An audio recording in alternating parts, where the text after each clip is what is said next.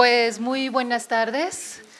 Quiero antes que nada agradecer la invitación que me hicieron para ser portavoz de un tema que es apasionante, que es el cómo hacer llegar la lengua escrita, cómo lograr que la comunidad sorda se apropie de esta lengua, del español en su forma escrita y que sean competentes en esta lengua. Y digo que soy portavoz porque este trabajo lo realizo en conjunto con varios colegas y amigos que están hoy aquí presentes, la maestra Cristina Salazar, la doctora Jalina Ramírez, el maestro Carlos Orizaba. Y ante estos nuevos retos también pienso que muy pronto arrancarle un compromiso a la arqueóloga Diana Omaña, que está aquí presente, porque sin duda la lengua escrita, y en este caso en el medio en el cual nosotros nos encontramos, es el español, y el español nos abre una oportunidad, un universo a culturas diferentes. En este sentido de culturas diferentes, vemos la necesidad de que haya interpretación en lengua de señas, en los museos, en los sitios arqueológicos, pero también que haya información en lengua escrita. Esta información en lengua escrita que debe ser amigable para que las personas sordas puedan comprender este mensaje. Pero no solo las personas sordas, también me he encontrado que varias personas oyentes que nos acercamos a los sitios arqueológicos, las tabletas que tienen ahí con la información no nos dicen nada. Entonces, eso también sería una reflexión.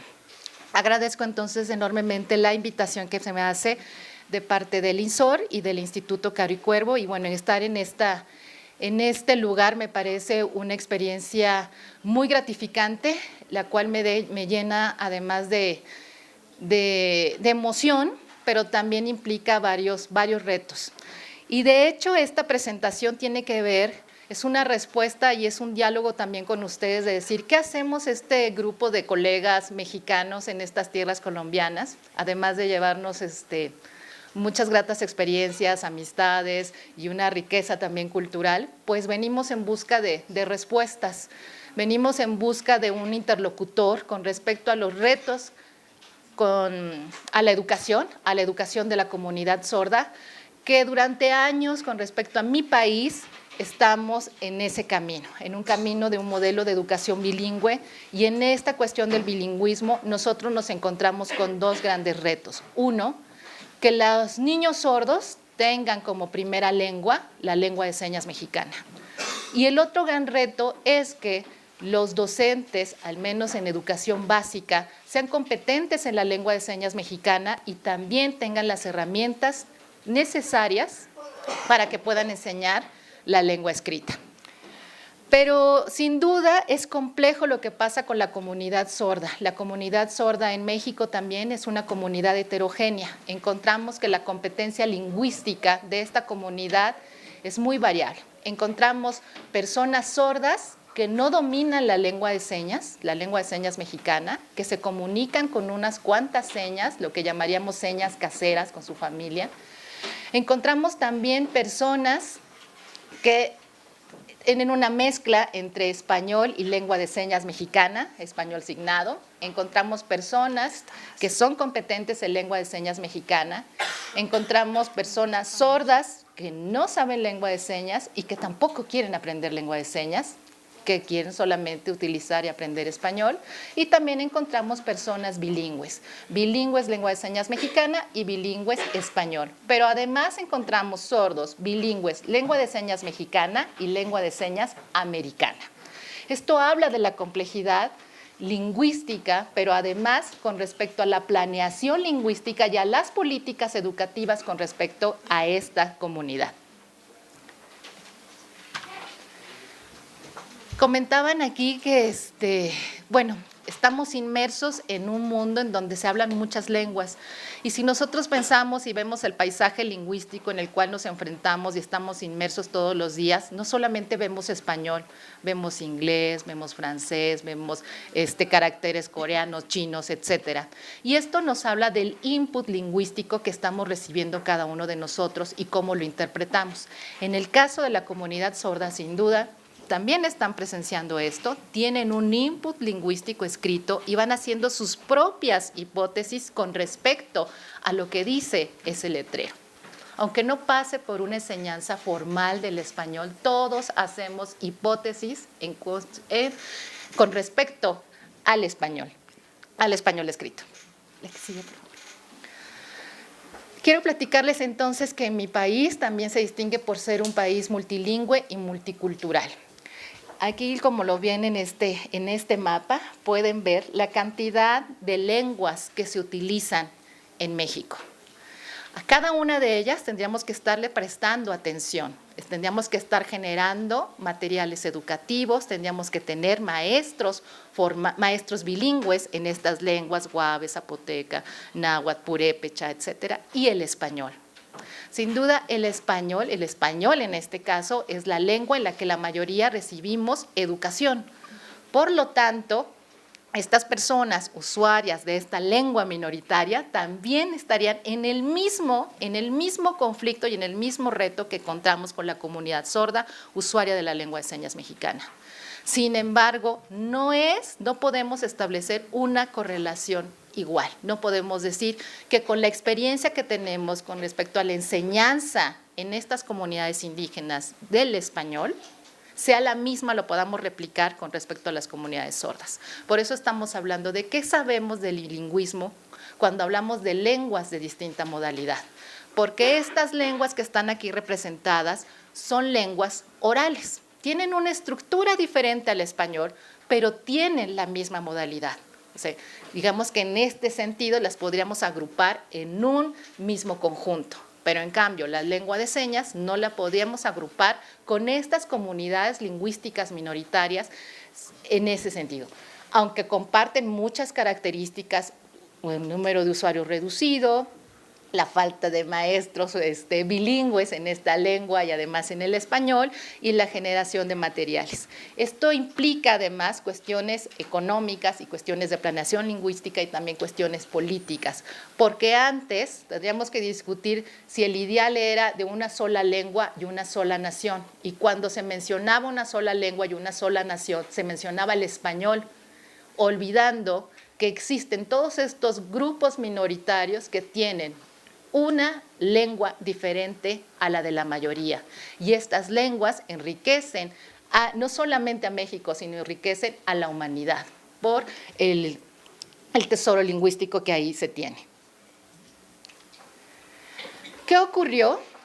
Pues si bien entonces antes pensábamos en el ideal de una sola lengua y una sola nación, y pasaron muchos años en donde todavía se pretendía que todos los habitantes de México utilizáramos en español, hubo un gran momento, y todo el mundo recordará también la lucha zapatista de un México, en donde nunca más un México sin nosotros, en donde se evidenció, sale una comunidad indígena a decir, estamos aquí como si estuviéramos en el siglo XIX, diciendo, sin escuelas, sin trabajo, sin acceso a la educación, sin acceso a la salud.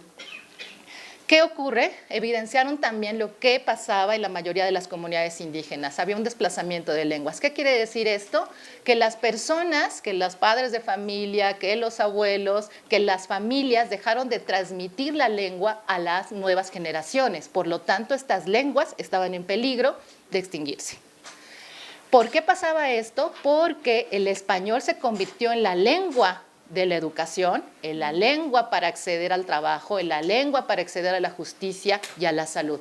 Por lo tanto, las familias hicieron una evaluación al respecto y dijeron, no transmitamos la lengua, nuestra lengua, sino enseñemos español para que nuestras nuevas generaciones tengan una mejor calidad de vida, no como la que nosotros tenemos, porque sin duda estos pueblos minoritarios, algunos, si no es que la gran mayoría, viven en condiciones de marginación y de pobreza. Entonces, esa es una respuesta. ¿Qué pasó? Pues que todos estos movimientos, insisto, estos movimientos de reivindicación de las comunidades indígenas, de decir, nuestras lenguas son importantes, nuestras lenguas es necesario conservarlas, generaron una serie de cambios. Entre ellos, movilizaron un poco con respecto a las políticas públicas y con respecto a la planeación lingüística. Es decir, reconocer que estas lenguas había que al menos saber cuántos hablantes había, documentarla, en qué lugares se utilizaba, cuántos niños estaban utilizando estas lenguas, cuántos adultos, etcétera, para poder tener censos que nos permitieran saber la realidad lingüística de nuestro país. Esto impacta en la enseñanza de la lengua materna, es decir, necesitamos formar maestros bilingües, necesitamos materiales educativos y necesitamos también cambiar actitudes lingüísticas de estas comunidades, porque hay comunidades, insisto, en que decían, no, ¿para qué enseñamos la lengua? ¿Para qué enseñamos nuestra lengua materna si todo lo que requieren nuestros hijos, nuestras familias, es aprender español? Quiero hacer énfasis en esto porque pasaría lo mismo de alguna manera en el caso de las comunidades sordas. Los padres de familia tienen mitos con respecto a que si aprenden lengua de señas, se van a tener menores posibilidades que si aprenden español. Hay una actitud lingüística, hay un prejuicio lingüístico ahí y que se comparten en por varias comunidades. Entonces, tener estos movimientos nos permitirían entonces evaluar y decir qué vamos a hacer con respecto a la enseñanza de la lengua materna.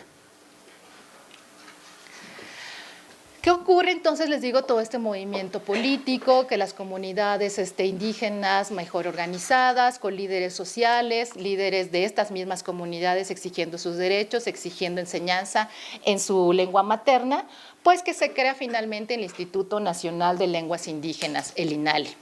El INALI entonces, durante el periodo del presidente Vicente Fox Quesada, surge como una institución en donde se iba a encargar de documentar estas lenguas que se utilizaba en todo el territorio mexicano. La que sigue. ¿Qué encontraron aquí? Como ven, hay 364 variantes lingüísticas, reunidas 68 agrupaciones lingüísticas pertenecientes a 11 familias, que son lo que vimos en el primer mapa, esa es la representación. Sin embargo, aquí hay que aclarar que en el INALI en ese momento no consideraba la lengua de señas mexicana como una lengua originaria. Esto es grave si lo pensamos en forma de planeación lingüística y política lingüística. Es decir, entonces, esta lengua que pertenece, identifica una comunidad, ¿en dónde está? ¿Es o no es una lengua? Como ya mencionaba Alejandro y Laura, decir que estamos llamándole lengua natural, que le estamos llamando lengua materna, porque la lengua de señas mexicana no se encuentra aquí. Y volvemos a esta parte de las creencias con respecto a qué son las lenguas naturales y en este caso, ¿qué pasaba con la lengua de señas mexicana? El INALI entonces también se ha preocupado por decir, bueno, ¿cuántas personas utilizan una lengua originaria? ¿De qué edades se encuentran? Para poder decir, hay lenguas que se encuentran en peligro de extinción o no, pero resulta que en este tipo de censos que se hacen, reconociendo esta riqueza lingüística, volvemos a lo mismo, no sabemos si en estas comunidades además hay personas sordas. Lo que hoy se sabe es que al interior de las comunidades indígenas, cuando hay personas sordas, estas personas sordas están creando una lengua de señas. Es decir, nosotros ahora estaríamos hablando que hay una primera generación de usuarios de una lengua de señas de una comunidad zapoteca. Una primera generación de usuarios de una lengua de señas chatino. Pero ¿qué va a pasar con estas lenguas? Porque esto es una generación, 2 niños sordos que están en esa comunidad, que están creando unas señas, que se está formando, se está creando una lengua. ¿Va a sobrevivir o no va a sobrevivir esa lengua? Y viene aquí la parte de la planeación lingüística, porque los maestros sabemos lengua de señas mexicana. Entonces, ¿qué va a pasar con esos niños sordos? Les vamos a enseñar lengua de señas mexicana. No vamos a propiciar que se genere una nueva lengua. Y esas son cuestiones éticas que también habría que pensar. ¿Dejamos que esta lengua se desarrolle o imponemos la lengua de señas mexicana, que es la que utiliza la mayoría de la comunidad sorda en México? Se ha reconocido entonces cuántos usuarios de lenguas indígenas hay, cuáles son los estados de la República en donde se encuentran estos usuarios, y este es el censo que se hizo en el 2010. Nosotros pensaríamos, los que estamos trabajando con lengua de señas, estamos en la parte de la enseñanza, que quisiéramos tener un registro de cuántos sordos usuarios de la lengua de señas mexicana hay en nuestro país. Desafortunadamente, en el censo del 2010, la pregunta que se hace es, ¿usted tiene problemas para hablar o para oír? Y sí, encontramos que la mayoría de las personas mayores de 60 años reportan que tienen problemas para oír. Esto no significa que esas personas sean usuarios o usuarios potenciales de lengua de señas. No lo sabemos. Impacta porque impacta, insisto, en cuestiones políticas, de planeación, de decir, ¿qué recursos vamos a destinar para atender a esta comunidad usuaria de la lengua de señas? Trataremos en algún momento de incidir en qué tipo de pregunta tendría que hacerse para que podamos tener este dato de manera objetiva. Entonces, no sabemos qué pasa con las lenguas de señas, no sabemos dónde están todas personas sordas. Podemos decir entonces que se han hecho estudios etnográficos para saber si hay cuántas personas en una comunidad rural, en una comunidad indígena, y lo que tenemos de mayor información es en las zonas urbanas, pero no sabemos en otro tipo de poblaciones. Sabemos, porque hay estudios, entonces, que además de la lengua de señas mexicana, existe otra lengua, que es la lengua de señas maya, que coexiste con esta lengua usada por la mayoría de los sordos, que se encuentra en la península de Yucatán. Pero aquí la pregunta es, además de que los usuarios de la lengua de señas mexicana pueden entrar en contacto con usuarios de la lengua de señas maya, en realidad los usuarios de la lengua de señas mexicana, los sordos usuarios de la lengua de señas mexicana, se encuentran en contacto con hablantes de muchas lenguas. Les dije, la diversidad lingüística en la que se encuentran hace que entren en contacto no solo con hablantes del español, sino con hablantes de lenguas indígenas, pero incluso por los procesos de migración, con hablantes del inglés, del francés, del chino, del alemán, etcétera. Eso hace complejo lo que está pasando con respecto a la comunidad, porque también hay una actitud sobre la lengua, y hay usuarios de la lengua de señas mexicana que dicen, yo no quiero aprender español, yo quiero aprender inglés. Y entonces lo que demandan o lo que solicitan a los docentes y en educación media superior es decir, a mí no me des clases de español, a mí dame clases de inglés, porque es la lengua que yo quiero aprender. ¿De qué sigue, por favor? Sabemos, podemos establecer una relación de que la lengua de señas mexicana proviene de la familia de lenguas francesa, que en este caso se debe a un personaje histórico que es el maestro Eduardo Huet, un maestro sordo francés que llega a fundar la Escuela Nacional de Sordomudos en 1867 y con todas estas técnicas que sabían la escuela francesa para enseñar a los sordos, que era el uso del alfabeto manual, el uso de signos metódicos, esta morfología que utilizaron o que se crearon de manera artificial para acercar la estructura de la lengua dominante a la lengua de señas. Todos estos signos que vamos a reconocer como signos metódicos todavía persisten en algunas señas de la lengua de señas mexicana. Un ejemplo es la seña de comer. La seña de comer nosotros es esta. Para indicar los maestros, para indicar con esta idea de que había que enseñar español y que era mucho más fácil a partir de la creación de todos estos signos, era agregar cierto. Entonces es comer y para decir que eran infinitivos se agregaba la R. Comer, dormir, sentar. Para indicar, por ejemplo, que era una acción progresiva, comiendo, se agregaba la D. Comiendo. Hay muchas señas así. Con estas ideas de que si era evidente la morfología de la lengua dominante, era mucho más fácil enseñarla de manera escrita. Esa fue la idea. Sí. Un momentito, lo que pasa es que creo que el ejemplo es muy diciente.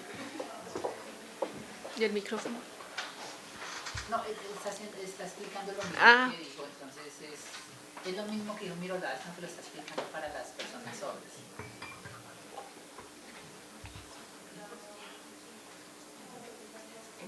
Ajá, comer. Comiendo.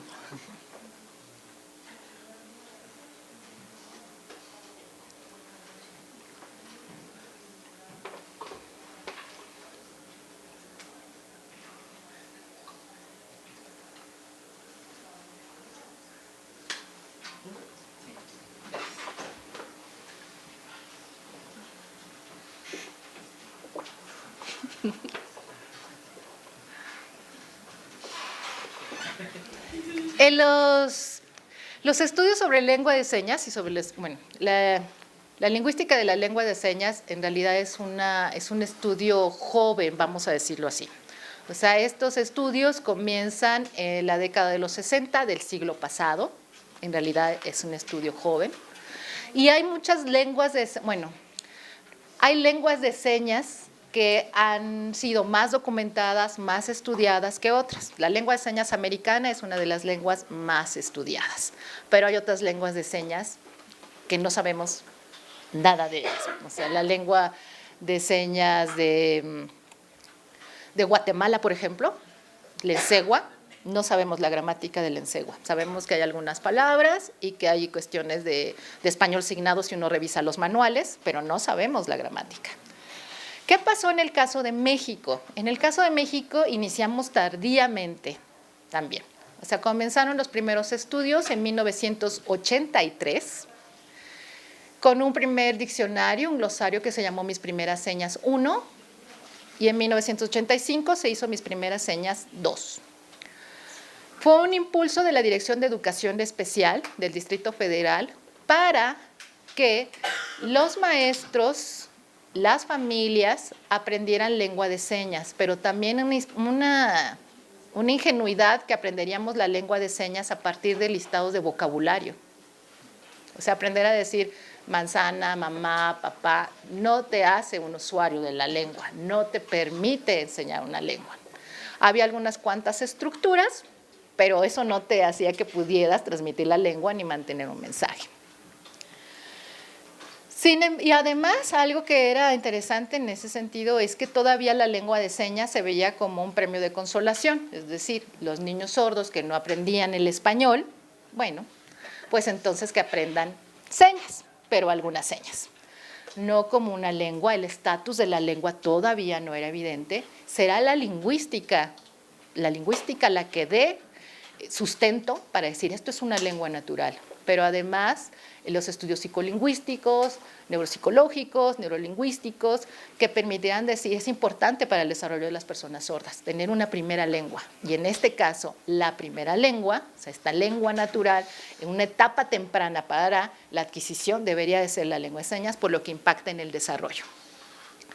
Será entonces hasta 1996 cuando se dan los primeros estudios, los realiza Boris Friedman con respecto a la comunidad sorda, pero es importante mencionar que los primeros estudios que hace este lingüista dice la comunidad sorda mexicana, una etnia ignorada. La comunidad no estaba visible. Y esto impacta para el ejercicio de los derechos, de ser sujeto de derecho, de decir, soy sordo, tengo una lengua, tengo mi acceso a la educación, mi acceso a la salud, etc. Y esto fue en 1996, en realidad fue muy tardío.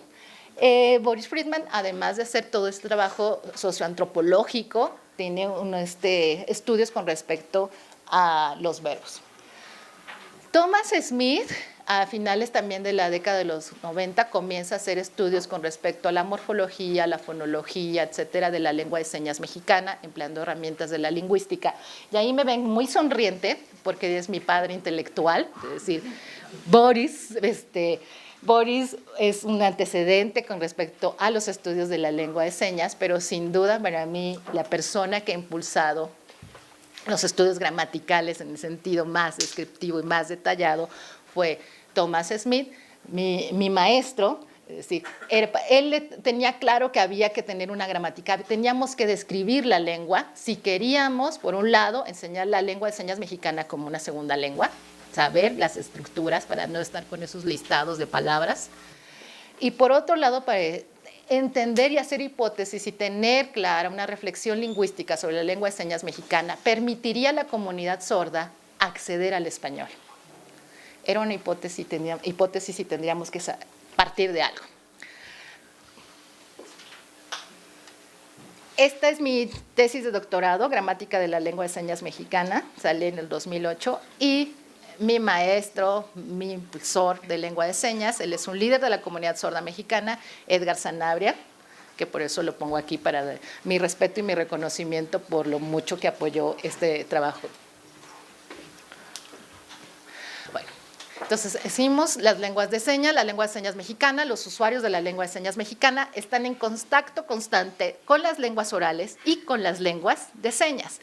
Y es importante porque ya también mencionaban en la intervención anterior Alejandro y Laura decir, estamos en un momento de vitalidad lingüística, se están formando nuevas señas, necesitamos de nuevas señas, los sordos están en niveles educativos superiores que demandan entonces de un registro científico, ¿dónde están esas señas? Y están haciendo todo un trabajo de ingeniería lingüística, si lo podemos llamar así, para poder formar estas nuevas señas.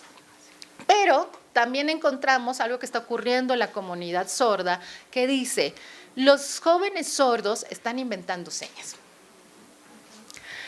Y esto nos habla de que tenemos que hablar, entonces tendremos que atender a la sociolingüística de la lengua de señas. ¿Qué está ocurriendo con el registro? Efectivamente, los jóvenes sordos están alterando totalmente la estructura de la lengua de señas porque son percepciones lingüísticas del otro, es decir, están atacando, violentando la lengua. Es decir, no, todas las lenguas son vitales, los jóvenes, todos los jóvenes de todas las lenguas juegan con su lengua, aparecen palabras, desaparecen esas palabras, lo mismo estaría ocurriendo con las lenguas de señas, pero algo que le preocupa más a la comunidad es justo el contacto entre lenguas y decir, los jóvenes sordos, en este caso de lengua de señas mexicana, están tomando muchos préstamos de la lengua de señas americana. Y están además transformando las señas de la lengua de señas mexicana, adaptándolas a lo que ven de lengua de señas americana. Y esto es interesante porque hubo un grupo de la comunidad sorda que se acerca a los lingüistas, en este caso se acercan conmigo como para tratar de explicar si evidentemente eso estaba pasando. Y lo que encontramos, me pasa la siguiente por favor, es que haciendo todo nuestro recorrido teórico sobre si todas las lenguas ocurre esto, hay transferencias, hay copias, hay calcos, y que ocurren en diferentes niveles, o sea, en este caso de lengua de señas diríamos ocurre a nivel de configuración manual, ocurre a nivel de rasgos no manuales, ocurre a nivel sintáctico, semántico, sí ocurre, pero ¿en qué nivel esto perdura? Y eso es lo que nosotros queríamos explicar. ¿Para qué sigue? Entonces, lo que nosotros queríamos explicar con respecto a lo que ocurrió con lengua de señas americana es que en una comunidad que está en la frontera norte con Estados Unidos, Tijuana, que hay un paso constante de sordos que van a Estados Unidos a recibir educación.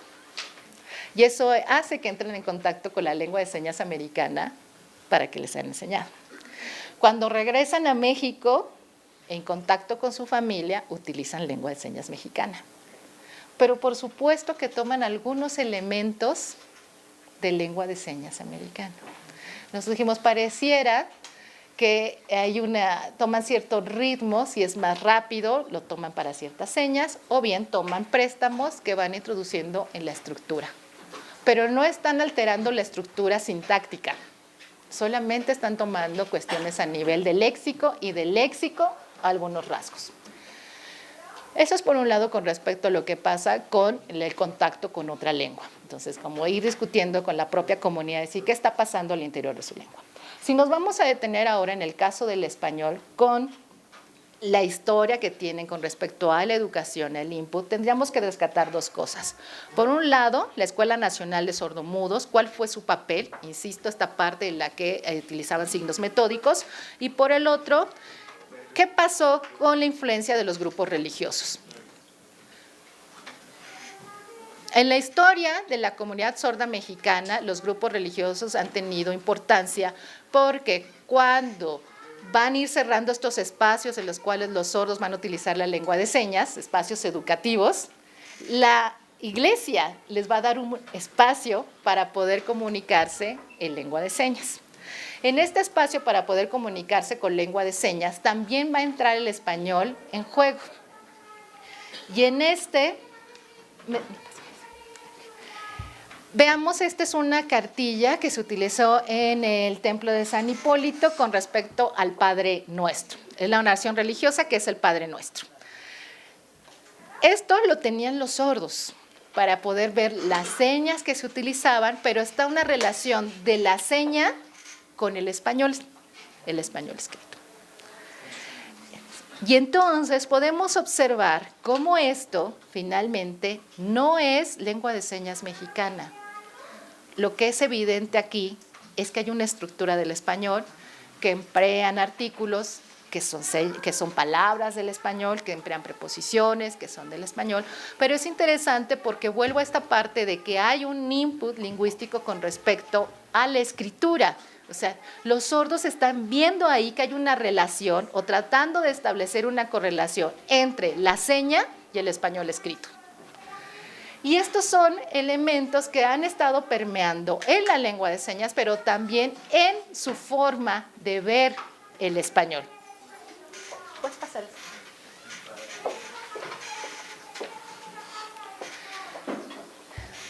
Los grupos religiosos siguen siendo importantes con respecto a la conservación, a la transmisión y a la adquisición de la lengua de señas mexicana.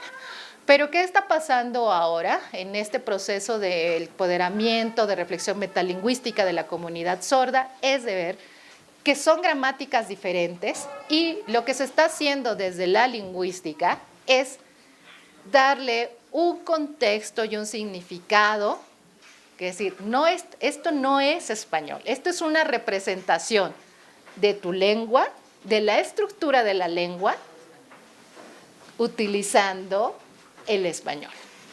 Pero esto en realidad no es el español que en el registro que nosotros encontraríamos. En este trabajo además intervienen cuestiones semánticas, cuestiones pragmáticas, sintácticas, en el cual hay un trabajo colaborativo entre la comunidad sorda, los lingüistas, pero también los sacerdotes y los teólogos, es decir, explicar los significados para poder acordar cuál va a ser incluso la seña que se va a utilizar para evitar el español signado y entonces utilizar la lengua de señas. Pero ¿esto qué implica? Implica entonces un trabajo entre los especialistas, entre los que saben la disciplina, entre los lingüistas, entre la comunidad sorda, pero también con los intérpretes. Sí, todos en conjunto están trabajando en la creación, incluso de nuevos términos, pero también en la creación de una forma de escritura, con esta idea de que, ¿cómo puedo escribir yo mi lengua utilizando el alfabeto, utilizando el español? ¿Qué es lo que nosotros tendríamos que hacer para poder hacer esta convención? Quiero que vean este video que tiene que ver con la cuestión educativa. Es un video del 2010 que fue creado por Julieta Cuevas. Quiero que vean es una maestra que dice que está trabajando el modelo bilingüe. Es la maestra que inventa señas, pero además pareciera que muchas estructuras del español las hace con señas, y eso no es lengua de señas. O sea, eso es español signado. Entonces es un híbrido extraño entre señas y estructura del español. Manos arriba, arriba, arriba, arriba. Arriba. Arriba las manos. Manos en la cintura. Cintura. Brazos cruzados. ¿Ya? Y pongan atención. América, como hacen ustedes que América es todo Van a ir por su diccionario y vamos a buscar qué es descubrimiento, qué es. Y porque el gran problema también del sordo es que la mayoría son hijos de padres oyentes. ¿quién le va a enseñar la lengua? En la escuela. Pero si en esa escuela no hay un maestro sordo que sea un enseñante nativo de lengua de señas mexicana, no la va a aprender. No saben estar trabajando solos, que necesitan que yo esté como mamá. Obedece, obedece y obedece. ¿Qué está aprendiendo ese niño sordo cuando no hay maestros sordos que sirvan de modelo? Está aprendiendo lo que hace la maestra oyente, que dice que sabe señas. Joshua, ya no eres bebé para que yo te esté cuidando acá. Ivonne, Josué y yo tenemos que ver a todos, no a ti solo. Adiós. Hasta mañana. Adiós. Hasta mañana. Hasta mañana. Hasta mañana. Hasta mañana. Hasta mañana. A ver otra vez. Hasta mañana. Mañana.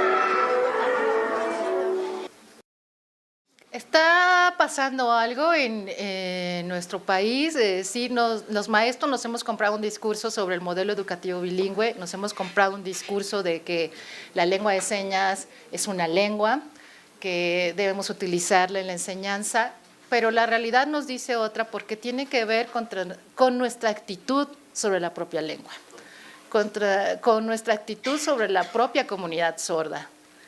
Es evidente, a mí me llama mucho la atención el discurso de la maestra cuando dice la seña de América y dice, así como ustedes la hacen. Es el análisis de qué concepción tiene sobre la lengua y sobre la sensibilidad de que hay otras lenguas y que finalmente las dos lenguas deberían tener el mismo estatus. Un modelo educativo bilingüe te dice que debes tener el mismo respeto, igual respeto por ambas lenguas, en este caso por el español y la lengua de señas mexicana. Pero esto también nos habla, lo que ya mencionaban, vuelvo a la presentación que me antecedió de decir, nos falta formación de maestros, nos falta incluso procesos de sensibilización. Entonces, cuando hablamos de la problemática de la lengua escrita, en el caso de México, yo me voy más atrás y digo, también nos falta que los maestros entendamos o que la comunidad oyente en general entienda que hay otras lenguas, además de las lenguas orales, que son las lenguas de señas, y que todo se puede decir en cualquier lengua, que no es necesario, entonces ir recurriendo en esta cuestión como bimodal entre español, lengua de señas, español signado, etcétera, porque finalmente con tus actos lo que dices es que el español tiene mayor prestigio y eso es un riesgo que nosotros no podemos cometer o llegar a caer cuando estamos enseñando español escrito. ¿Cuál es la función del español escrito? ¿Por qué queremos o cuál es la necesidad de nuestros alumnos sordos cuando están aprendiendo español? ¿En qué nivel queremos que este español sea su competencia? ¿Cuáles son los fines, como cuando nosotros aprendemos una segunda lengua, cuáles son los fines para los cuales nosotros aprendemos una segunda lengua? Y lo que está ocurriendo ahora con todos los medios de comunicación, el Facebook, el chat, etcétera, es que estamos viendo que la comunidad sorda se está apropiando de la lengua de señas sin la formalidad de la escuela. Eso es una realidad que tendríamos que estar revisando. Si entonces incidiríamos en estas competencias comunicativas por el valor que ya le está dando la propia comunidad sorda al uso de la lengua escrita en esos contextos. Y entonces tratar de ver qué va a pasar en las cuestiones académicas y de registro. Si hay un valor al cual le están dando en tener esta lengua.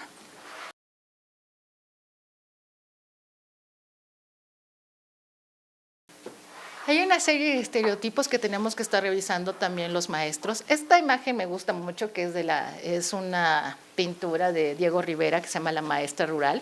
O sea, en esta idea de que habría que enseñar a las comunidades indígenas, pero a comunidades indígenas hablaremos no español, sino enseñarles en su propia lengua.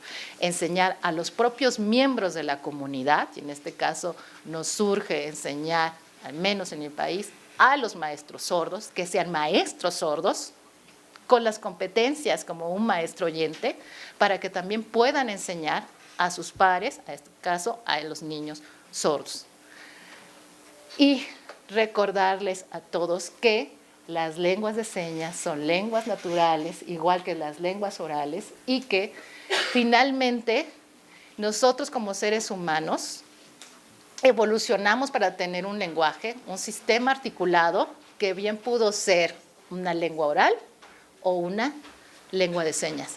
No pasa por la audición, pasa por una construcción del sistema lingüístico. Muchas gracias.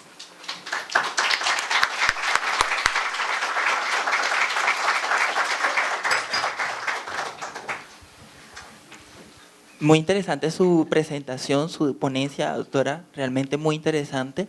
Me llamó mucho más la atención el tema de todas esas comparaciones que se hacen con las lenguas orales, las lenguas indígenas y las lenguas de señas y de lo que está ocurriendo en la realidad del contexto mexicano. Usted como lingüista, aprovechando pues todos sus saberes y toda esa experiencia que ha vivido en torno a ese contexto en específico, quizás debe saber al respecto y pues no sé si pueda responderme o no la pregunta.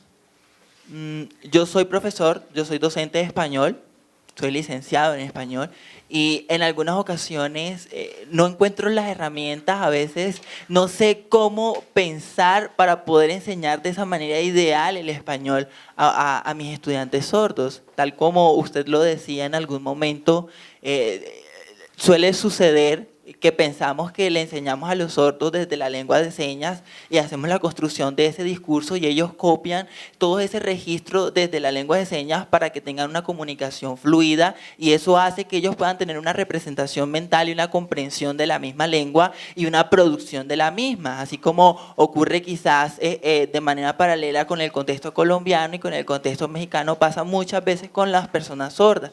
Sin embargo, pues a eso tenemos que añadirle muchas otras dificultades que se dan en el camino, como que, por ejemplo, la persona sorda no haya aprendido la lengua de señas de manera temprana o cosas así, o que no haya tenido una metodología propia. La pregunta gira en torno a, quiero saber cómo, tal cual como lo mostraba usted en ese modelo de enseñanza que se está utilizando en México inicialmente para tratar de conjugar los verbos, para mostrar el gerundio, el infinitivo, no sé si pueda sirvió en México, yo estoy seguro que acá no se puede utilizar ese método, sería imposible tratar de implantarlo. Pero, por ejemplo, muchas personas sordas, para recordar ahora una frase en específico, por ejemplo, para preguntarles ¿dónde está Alejandro? En lengua de señas ellos dicen Alejandro, ¿dónde? Y uno les responde cosas como, por ejemplo, está ya comiendo, ¿sí? En lengua de señas, digamos que la estructura cumple con la función comunicativa y está perfecta, la sintaxis, la gramática está perfecta.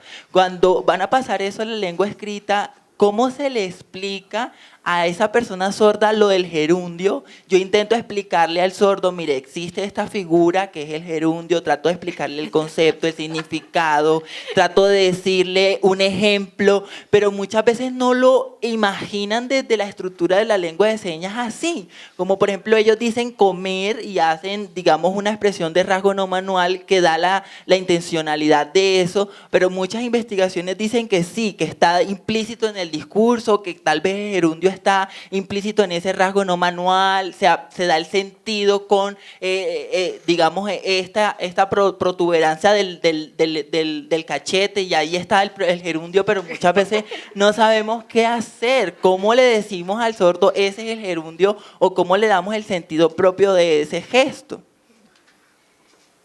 Y otro caso particular que sucede muy a menudo, pues sabemos y entendemos que es muy importante fortalecer ese proceso de adquisición desde su primera lengua, que es la lengua de señas, y que posteriormente, luego que él ya haya madurado ese proceso de adquisición, pueda aprender una segunda lengua. Pero hay muchas teorías que se contradicen. Por ejemplo, con respecto específico al bilingüismo, se dice que se les deben enseñar de manera paralela las dos lenguas, que no debe haber una distinción de tiempo, que debe haber un paralelo entre la enseñanza de ambas lenguas, pero también entendemos que muchas veces estos sordos llegan con procesos tardíos a aprender el español, entonces muchas veces la teoría no es coherente con respecto a lo que nosotros esperamos en el discurso. Decimos que los sordos deben ser bilingües, que deben tener una enseñanza paralela, sí, eso es lógico, bien, pero en la realidad no lo estamos viviendo. Muchas personas sordas o aprenden más lengua de señas y sus procesos de lectoescritura son muy malos, muy insuficientes, y como también pasa lo contrario, que saben muy bien del español o de las estructuras y no tienen buena adquisición de la lengua. Entonces no sabemos cómo darle coherencia a esa teoría.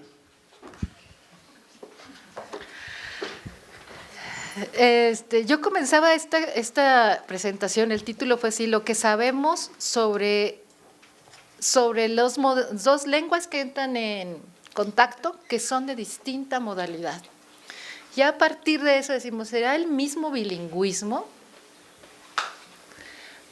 Porque además entramos en una situación de, si pensamos en el caso de las lenguas orales y vemos una familia bilingüe, parece que hay una lengua, la lengua materna, que solo se utiliza en casa. Voy a pensar en las cuestiones de migración, mexicanos que van a Estados Unidos, y entonces el español se reduce al ámbito de la casa para las cuestiones de la vida cotidiana. Mientras que el inglés es la lengua de la escuela, y entonces ves que tienen un mayor número de palabras, de léxico, con mayor registro, y eso hace que entonces, aunque el español sea la lengua materna, en otro sentido el inglés tiene un mayor estatus, un prestigio, y está más elaborado que el español. O sea, no hay una cuestión simétrica, es asimétrica. Pasaría en este caso decir, ¿qué pasa entonces con la lengua de señas con respecto a la lengua dominante?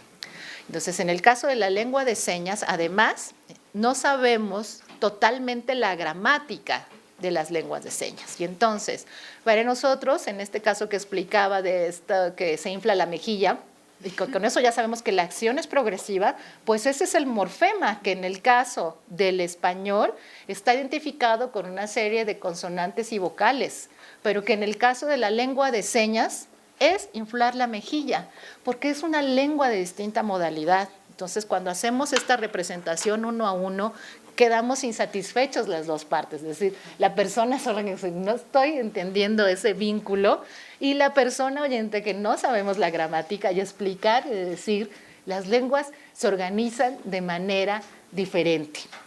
Por lo tanto, no podríamos estar estableciendo correspondencias biunívocas, ni pudiéramos estar estableciendo cuestiones tan similares. Y esta idea de los signos metódicos, por eso tampoco funcionó.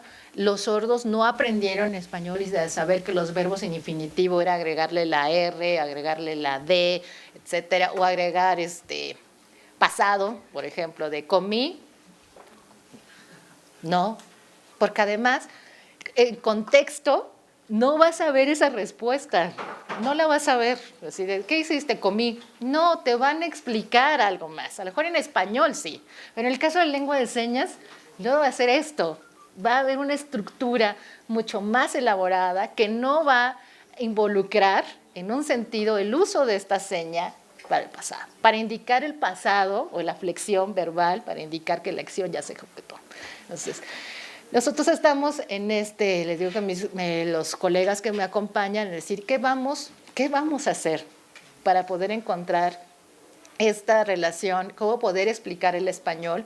Porque tenemos una tradición de hacer gramáticas paralelas y decir, entonces la gramática del español con la gramática del inglés o con la gramática del francés, y entonces establecemos correlaciones, claro, porque son lenguas de la misma modalidad, aunque se escriban diferente, podemos encontrar morfemas parecidos y la explicación es mucho más transparente, Pero en el caso de las lenguas de señas, con la lengua dominante, la relación no es tan transparente.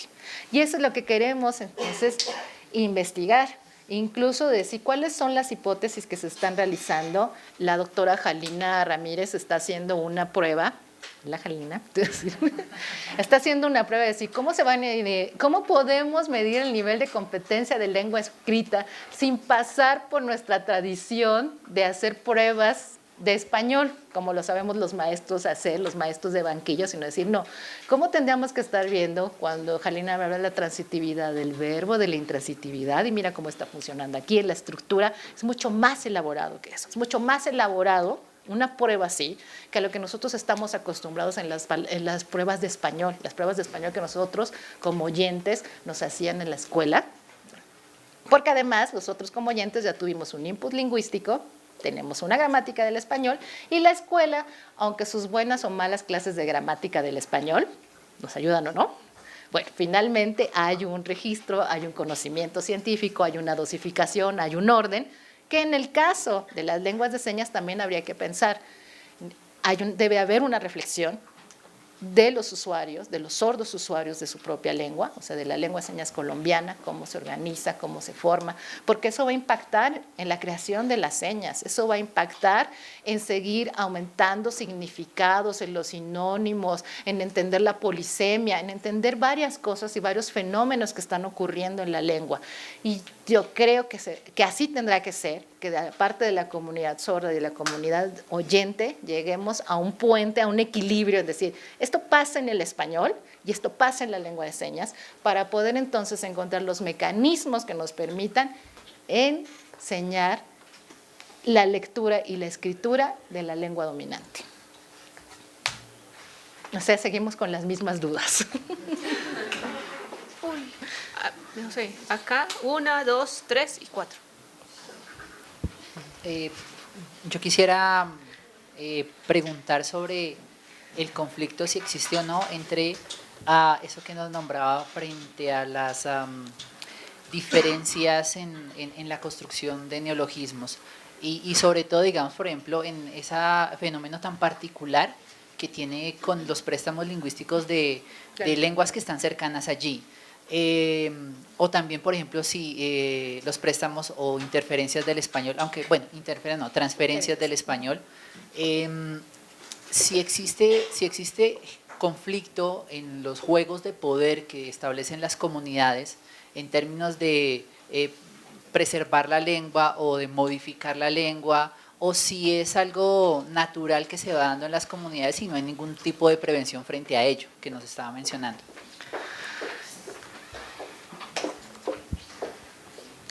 La lengua es poder y dentro de las comunidades y las comunidades minoritarias hay líderes lingüísticos, hay quienes les reconocen que son los usuarios ideales de la lengua de señas y entonces van marcando la pauta. Estamos viviendo un momento en donde hay muchos jóvenes sordos, bueno, hay varios jóvenes sordos que están en las universidades, que se enfrentan al reto que requieren términos para explicar varias de las asignaturas que tienen, que crean sus propias señas en compañía del especialista, de un intérprete, y las ponen a consideración de los líderes de la comunidad. A veces con buenos resultados y otras tantas desafortunadas, de decir, no, esa seña no debe ser, y se propone otra o se dice que se va a proponer otra, porque finalmente tampoco es que se socialice o llegue a toda la comunidad. Lo que se quiere hacer, en realidad, es hacer un análisis de cómo se están formando estas señas. O sea, apenas estamos como en esa etapa primera de decir, bueno, estos términos responden a la fonética, a la fonología de la lengua de señas mexicana, responden a los procesos morfológicos que se han identificado con respecto a otro tipo de léxicos, o estamos enfrentándonos a otros tipos de organización morfológica, pero eso apenas se está realizando, es decir, y que tiene que ver con diccionarios ya temáticos, diccionarios de la salud, glosarios matemáticos, que se requiere finalmente de esas señas, pero creo que cuestiones políticas y sociales en esta complejidad de la comunidad sorda que están evidenciando esos problemas sobre el dominio y el poder que se puede tener sobre la lengua.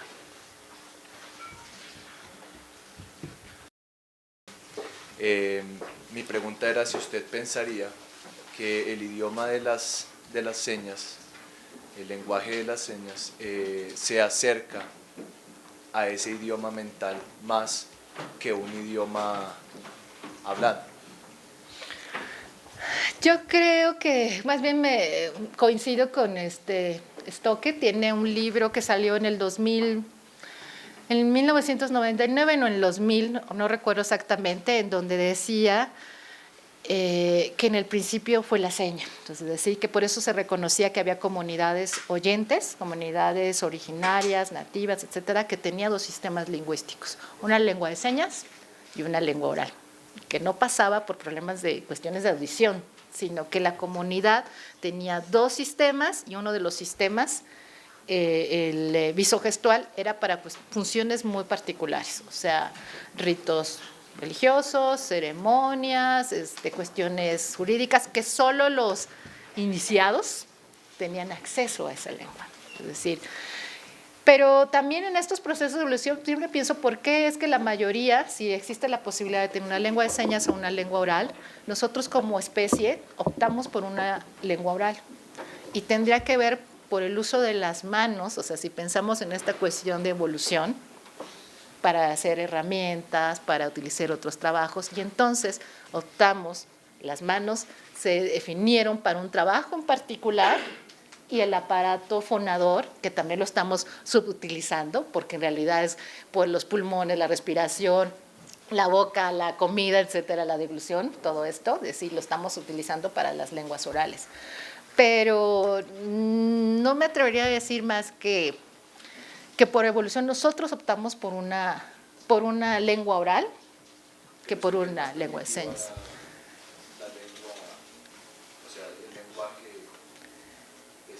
Creo que si lo vemos hasta por cuestiones de adquisición, si los niños comienzan primeramente a utilizar ciertos deícticos para nombrar cosas, para pedir, etcétera, como un primer estado. Pero que ahora justo las lenguas de señas nos están indicando que cada vez se van a volver mucho más especializadas. Estamos en ese proceso de evolución. Aló. No tengo mucha idea con respecto a las estructuras que tiene el lenguaje, entonces intenté entender con las cosas que yo sé y relacionarlo un poco con mi área, que es las matemáticas.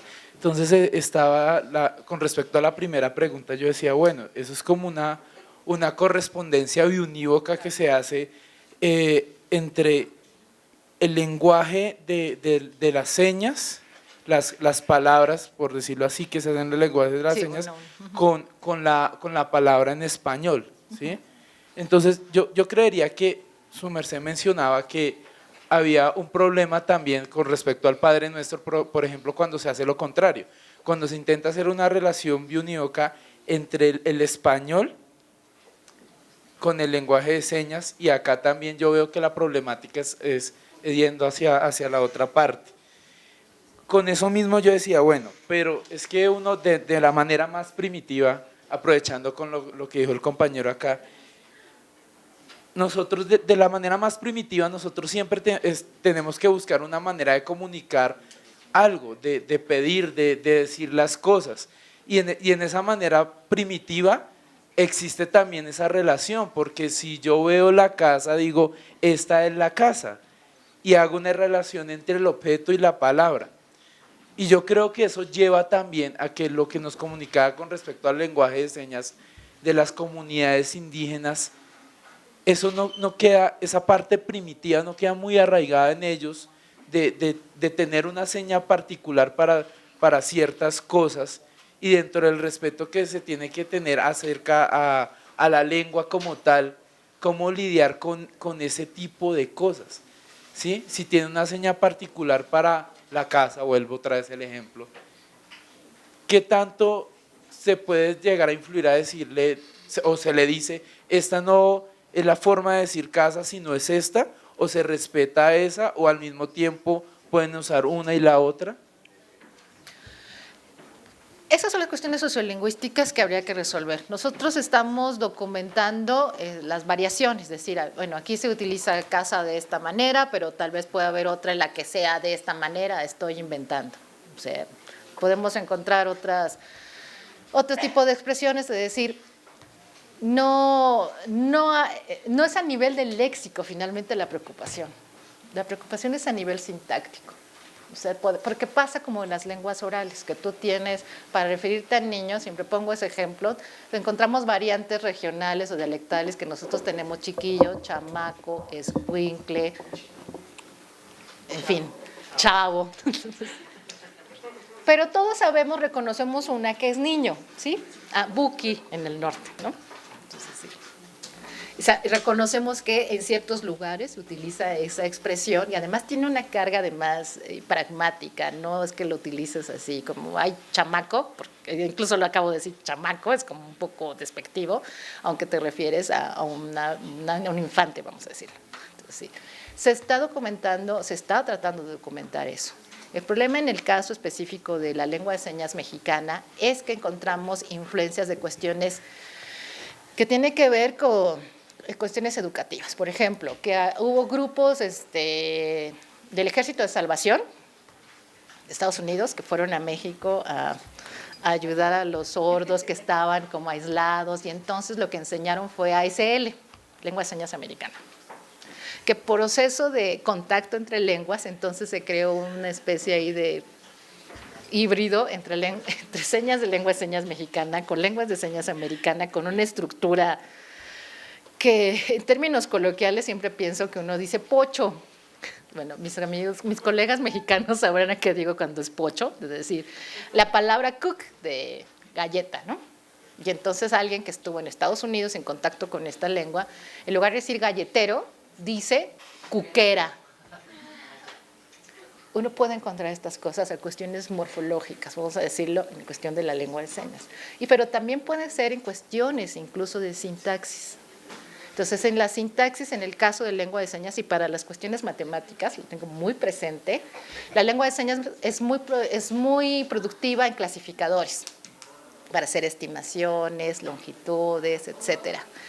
Y cuando están viendo los términos matemáticos, lo que hace el profesor, el especialista, es utilizar esta producción de clasificadores para darle una morfología, es decir, así le vamos a llamar a todos los términos de geometría. Vamos a utilizar esto como la raíz, vamos a decir morfológicamente, la raíz de la palabra, y le vamos a ir añadiendo otros elementos que lo hagan mucho más complejo. Pero eso pasa por un proceso de consenso y de ingeniería, de decir, así se hace en la lengua de señas para referirse a algo que puede ser más concreto, pero las matemáticas y las ciencias tienen un registro científico que todos los hablantes del español, si yo digo cuál es el pi por radio al cuadrado, todo el mundo tiene una representación de la fórmula y sabe todo eso. Bueno, ¿qué pasaría en el caso de la lengua de señas? ¿Cómo lo llevamos a esa convención? Utilizando los propios elementos de la lengua de señas. Pero es un trabajo de sentarse a analizar la lengua, de saber del contenido, de la base que tiene la persona sorda o quien esté investigando, quien esté trabajando en esa asignatura, para poder ir creando este tipo de unidades, para decir, no, esa es la que está mal, esa es la que está bien, sino más bien como llegar a un consenso en donde todos entendamos, creamos un concepto. Entonces, podemos darle la seña. Y eso de la seña también va a ser un proceso largo, porque no es algo tan evidente, porque eso sí es normativo, decir, así se va a quedar la seña. Pero es un proceso largo y ahorita lo que estamos, al menos lo que se está haciendo, son explicaciones, son perífrasis y expansiones. Porque es que, ya que decía con respecto a eso, sí. Yo pienso pues el lenguaje en matemáticas, el lenguaje en matemáticas, el lenguaje formal es un lenguaje universal. Exacto. Entonces yo pensaba, bueno, pues ¿qué tal en el lenguaje de señas colombiano manejemos tal seña para fracción? Pero en el mexicano utilicemos otro. Eso ya sería un problema global, podría decirse. Eso está muy interesante, porque ahora hay academias de científicos sordos, incluso de decir, bueno, ¿cuál sería la seña?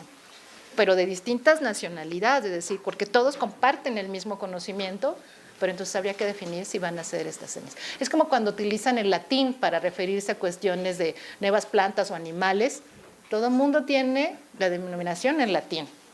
Después, si yo le llamo mojarra en México y aquí le llaman de otra manera, pero si vemos cuál es la denominación en latín, todos sabemos las características. Eso es lo que se pretendería hacer, pero estamos hablando de procesos grandes de ingeniería lingüística para crear esas grandes bases de datos, de términos y que se socialicen y que finalmente se utilicen en los niveles más básicos, desde educación primaria, que hablas de célula, ya hablas de protozoarios y del reino animal, vegetal y fungi. Bueno, ¿a qué estamos refiriéndonos con eso? Desde el nivel básico, bueno, eso tendríamos que estar haciendo. Así que tienen una gran tarea, chicos.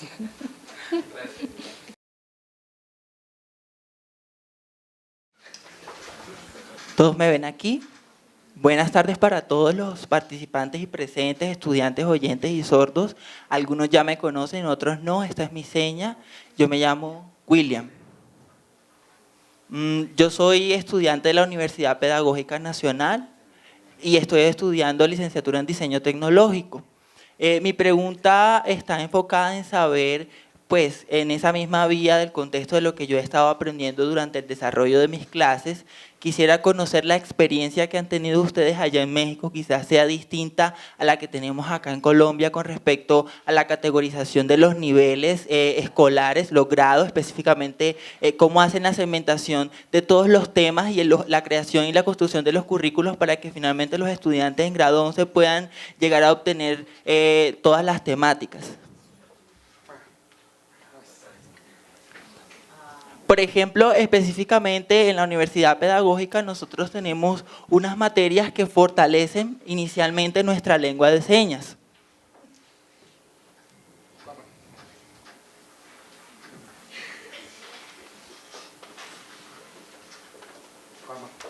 En esos momentos, pues lo que ocurre es que digamos que existen unos niveles del español que están dados en los distintos estudiantes, pero ya todos los conocemos y ya estamos familiarizados con esos niveles. Al momento de hacer la construcción de nuestro registro o del discurso, digamos que entendemos algunos procesos de los textos o las estructuras de los textos.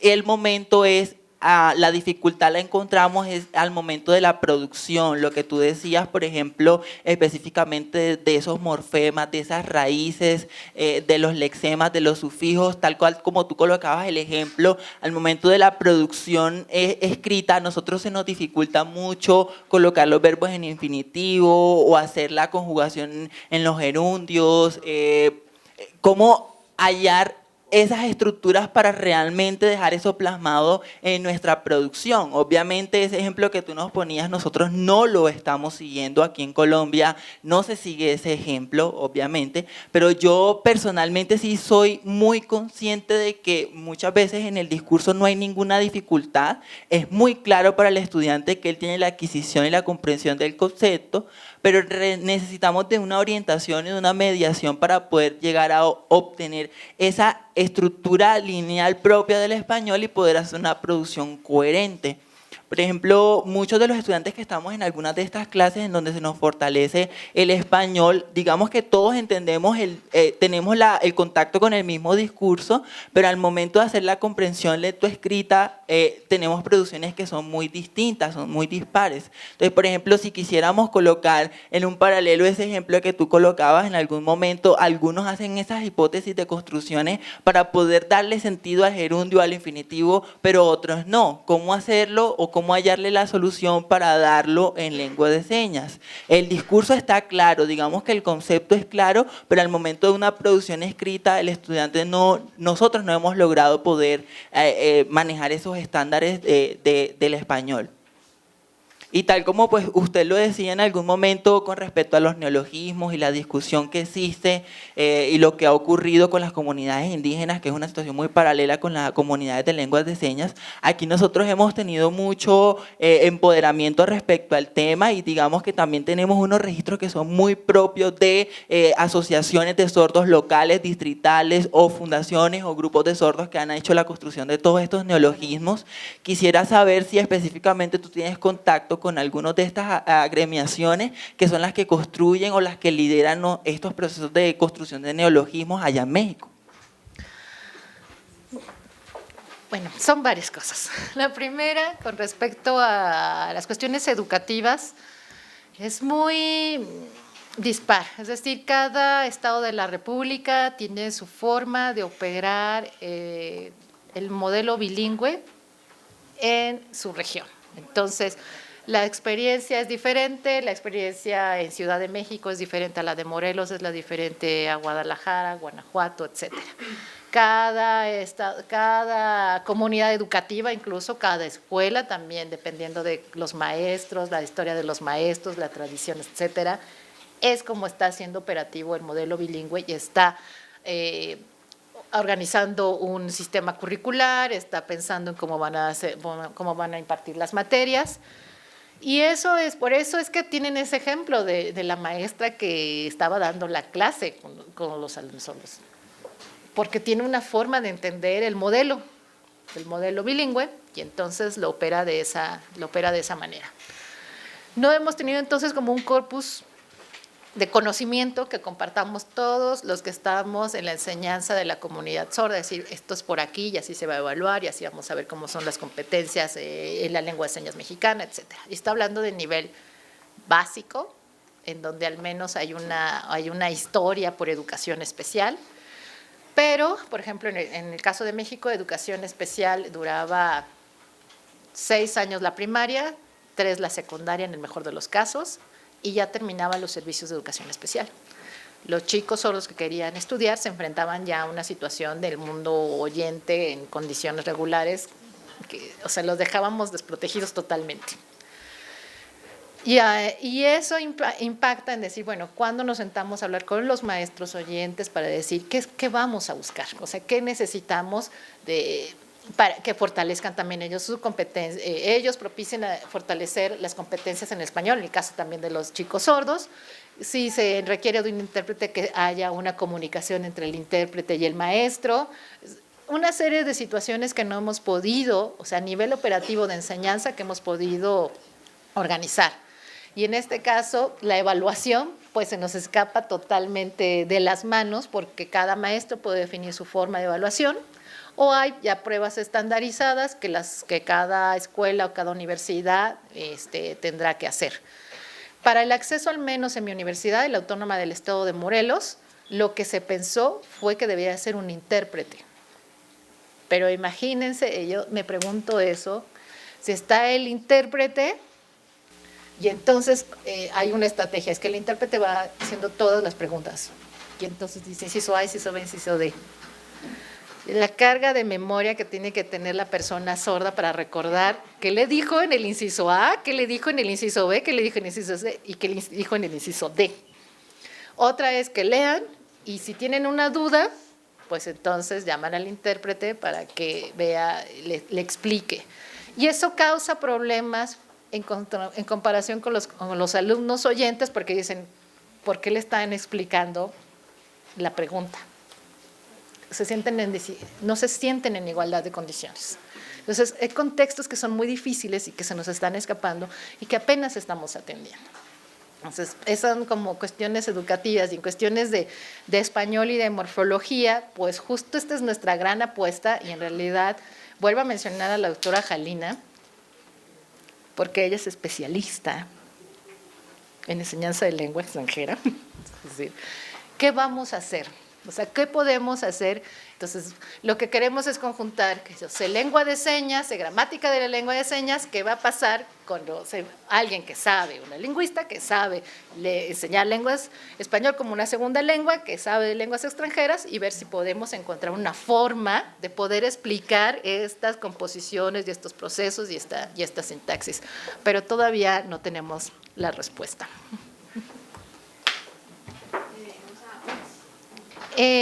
Conozco un par de asociaciones que están trabajando en neologismos, pero en realidad más bien he estado en contacto, más que una asociación, justo con de un par de chicos que están estudiando ingeniería en una universidad particular privada en México, el TEC de Monterrey, por cierto, en donde ellos son ingenieros en sistemas, y ellos se acercaron a mí para preguntarme cómo estaba, si lo que ellos estaban proponiendo pudiera encontrarse una regularidad en la morfología, es decir, estas señas, cómo las hicieron, con qué, si con clasificadores, con deletreo, bueno, tenían un bagaje grande sobre varios procesos de formación, y decir, sí, esto era posible, pero entender, era una solicitud más como desde la lingüística, qué se podía decir con respecto a la creación de las señas que ellos estaban proponiendo. De las asociaciones, no sé exactamente cómo están trabajando directamente para la formación de estas palabras, cuáles son los criterios morfológicos o sociales o científicos o por concepto, cómo están definiendo la creación de estas nuevas señas y cómo, lo más importante, cómo se van a socializar para que se consoliden también.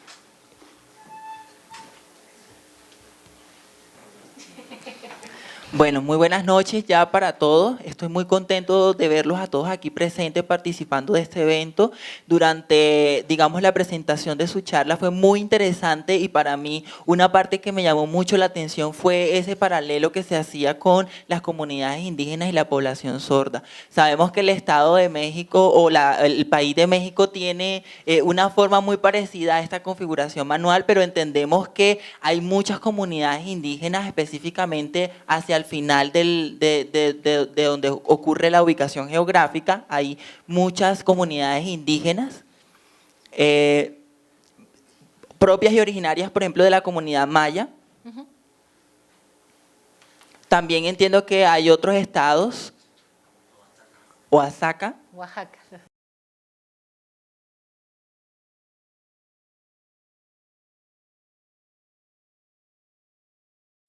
que esas comunidades indígenas, tal como usted lo mencionaba, él está deletreando el nombre de la comunidad indígena, pero a mí se me está dificultando deletrear. De chatino, me dice acá el apoyo. Ellos tienen unas lenguas distintas, chatino, zapoteca, también tienen una lengua muy distinta. Y yo entro en la reflexión de específicamente cuando hacen esas investigaciones de esas comunidades indígenas que también tienen, digamos, comunidades de personas sordas que hacen construcción de lengua de señas desde la base de esa lengua de comunidad indígena. ¿Han hecho algunas investigaciones respecto a eso? ¿Han adelantado algo respecto a eso? Sí, hay un par de investigaciones con respecto a la lengua de señas maya, y que de formación de palabras, léxico, o sea, básicamente es lo que se sabe que se ha adelantado con respecto a la investigación. Hay otra que es el chatino, pero lo interesante del caso de la lengua de señas de chatino es porque lo descubrieron un par de lingüistas que estaban analizando el chatino, y entonces vieron a un grupo de 2 niños sordos que estaban haciendo señas, y que esa comunidad además no tenía contacto ni siquiera con hablantes de español, y mucho menos había un sordo que supiera lengua de señas mexicana o un maestro que fuera a esa comunidad. Y es como empezaron a reportarla. Entonces están a nivel apenas de exploración, de ver cómo se están formando estas palabras, y es lo que están documentando. Y otra que tiene que ver, no recuerdo si es con la lengua de señas, el tzotzil o el tzetzal, y que lo que encontraba Haviland, tzotzil, así tzotzil, tzetzal, ups, sí, ups. TZ o TZIL. Él sí Ups. conoce el deletreo.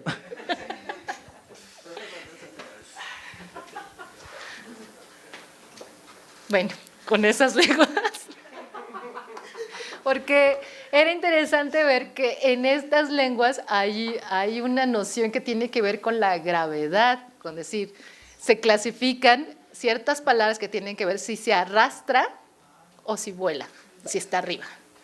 Y entonces, pareciera que estos niños sordos, estos primeros grupos, están incorporando esa noción a las señas, es decir, porque es lo que están viendo de la comunidad. Hay algo en la comunidad de organización del sistema que está impactando en cómo estos niños están categorizando el mundo.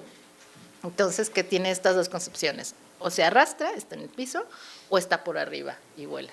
Y eso nos permite entonces ir reconociendo que las lenguas, que son lenguas diferentes, que no son lenguas universales, las lenguas de señas, sino que cada una se va construyendo de manera diferente. Pero son estudios muy preliminares, todavía no se tienen investigaciones más profundas, pero también es una muestra de todo lo que el estudio de las lenguas de señas nos puede hablar sobre la naturaleza del lenguaje, cómo se construye.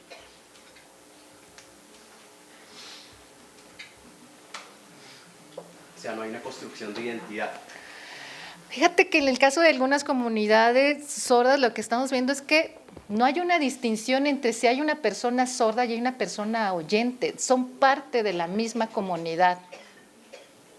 Entonces todos son mayas, por ejemplo, y por eso en estas hay una comunidad maya muy, bueno, eso sí, que se ha investigado bastante, chicán, en donde las personas oyentes saben lengua de señas, maya. Y entonces, tú ves que la mayoría de la comunidad, aunque sean oyentes, usan lengua de señas para comunicarse. Entonces es difícil, ahí la distinción, no hay una distinción como tal entre el sordo y el oyente. Todos son miembros de la misma comunidad. ¿Puedo hacer una última? Tengo una última intervención, qué pena robarme el espacio, voy a contarles un poco acerca de mi experiencia. Para contarles un poco acerca de mi experiencia, Puerto Inírida, aquí en Colombia, digamos una región de aquí de Colombia muy cercana al Amazonas, por decirlo de alguna manera, hay una comunidad indígena. Yo estuve trabajando en el año 2015 en esa comunidad y estuve trabajando específicamente con 6 estudiantes sordos.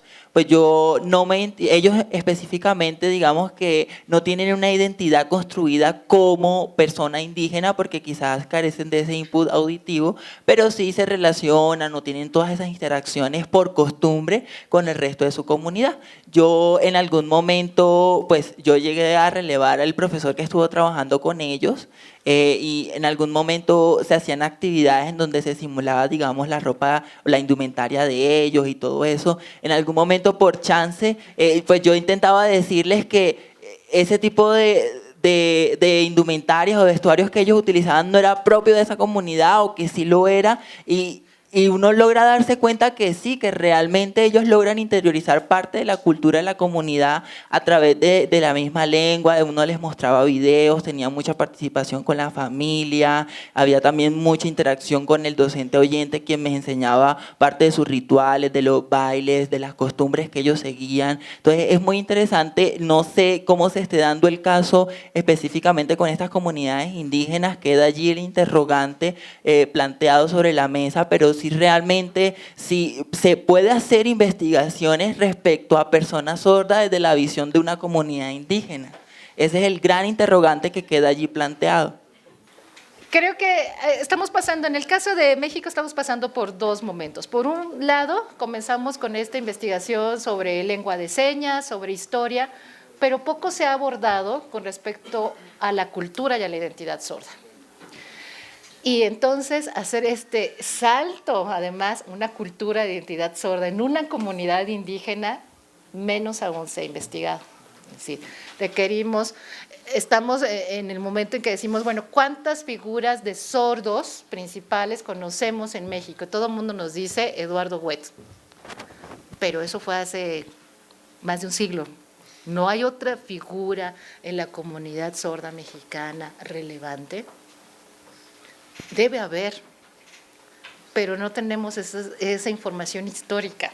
Debe haber. Y eso, conocer la historia de estos personajes sordos, va a contribuir y tiene que contribuir a la conformación de la identidad de la comunidad. O sea, a empoderar a la comunidad, a decir, tienen muchos años, tienen una historia, tienen un pasado, igual que ocurre con la comunidad oyente y que es necesario rescatar. Pero se requiere de otras personas que se acerquen a estudiar esto, a estudiar historiadores, sociólogos, antropólogos, que puedan entonces recuperar esta información para en beneficio de la comunidad y que sea la propia comunidad que también cuente sus historias y que cuente sus historias de estas familias sordas de varias generaciones y de esa manera también se va a construir esta identidad y esta cultura de la comunidad. Y estoy hablando en este sentido de comunidades urbanas que es más o menos organizadas, pero también teníamos que estar hablando de qué pasa con las comunidades o con los miembros sordos de comunidades indígenas. ¿Qué está pasando ahí? Pero no lo hemos hecho. Bueno, mi pregunta es si, bueno, al coexistir dos lenguas, como lo fue la lengua de señas mexicana y la lengua de señas maya, debería ser interesante saber cómo es ese proceso in absentia que se hace, cómo es ese proceso cerebral que se hace a la hora de que el receptor de la lengua de señas maya, que es el que maneja la lengua de señas mexicana, hace un proceso de interpretación de los semas, ¿sí? Sí. Para poder llevarlo a cabo en un nivel pragmático y que se lleva como pues, una comunicación efectiva. ¿Cómo se logra eso? No sé si pues hay alguna respuesta o algo. Bueno, ni siquiera pensarlo en lengua de señas mexicana, lengua de señas maya. María Mazzone en el año 2002 hablaba sobre esta competencia entre usuarios de diferentes lenguas de señas, que ella observaba esto en las convenciones que se hacía de sordos, entonces que era el sordo que utilizaba lengua de señas mexicana, otros lengua de señas americana, otros lengua de señas holandesa, decía, ¿cuál era lo efectivo de la comunicación? Y entonces decía que quizá, bueno, hay ciertos semas principales que son la base de la comunicación y que los sordos pueden interpretarlos para poder entender el significado.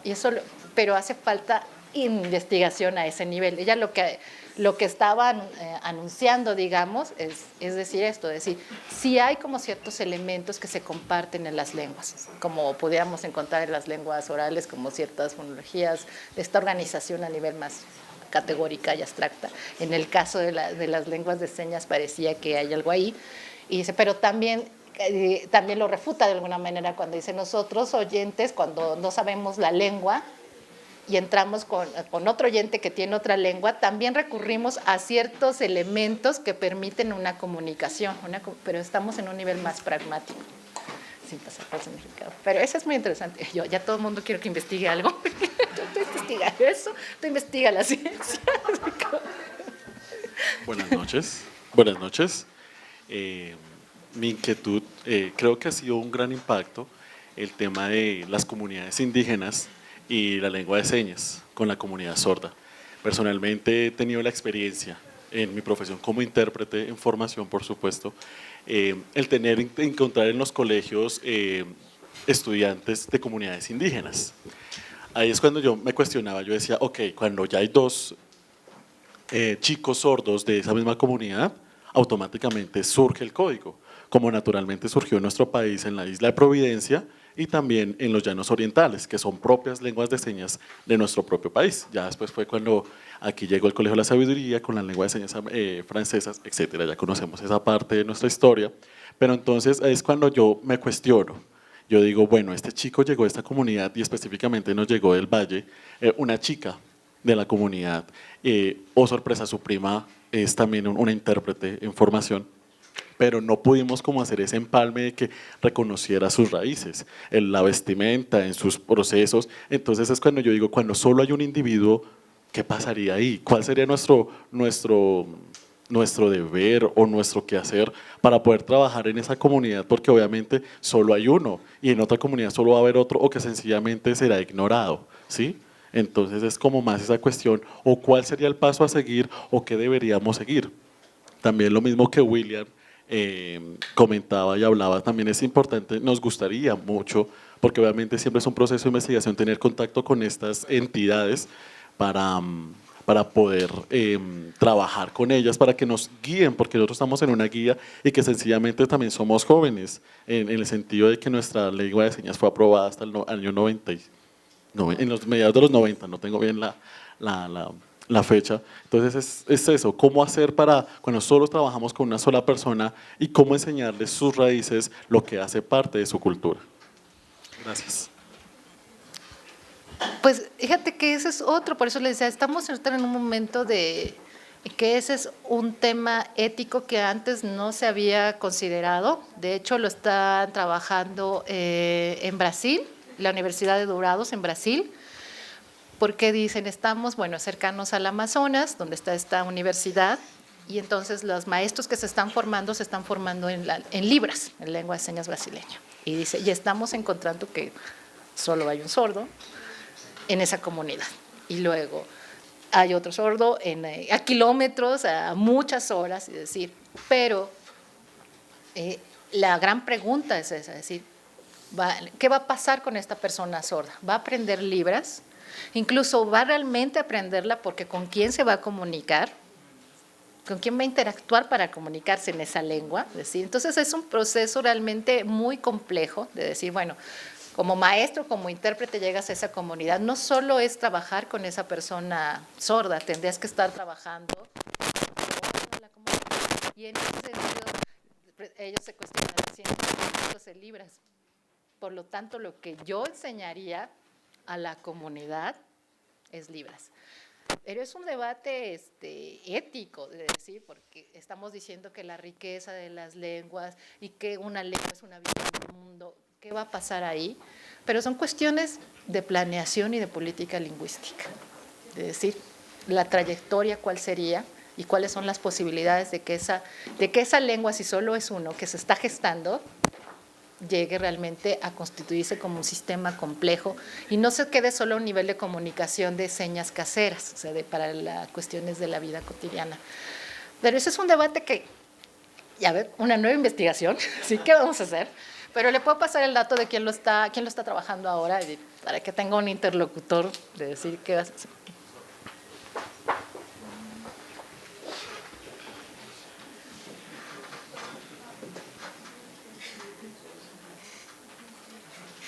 Bueno, la palabra neologismos, que tú la conoces, pues te informo lo que se ha hecho acá desde Colombia.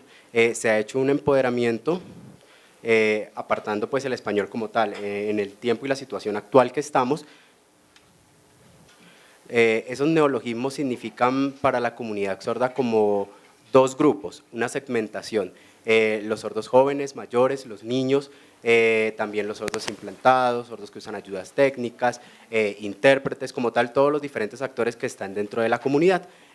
Dichos neologismos están conceptualizados desde el español de una forma clara.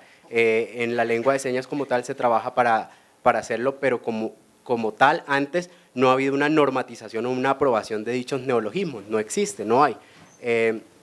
Dentro de la política se manda que de la parte lingüística, de la parte de normas, se deban hacer dichas propuestas. Desde antes ya se han hecho esas propuestas, no se han hecho, no se han llegado a esos acuerdos, a esas señas, entonces como tal surgen solos esos neologismos y se van haciendo extensivos dentro de toda la comunidad y algunos pues tienen su postura de aceptarla, otros de no, entonces dependiendo de la postura y carácter de las personas en aprender dichos conceptos o dichos neologismos.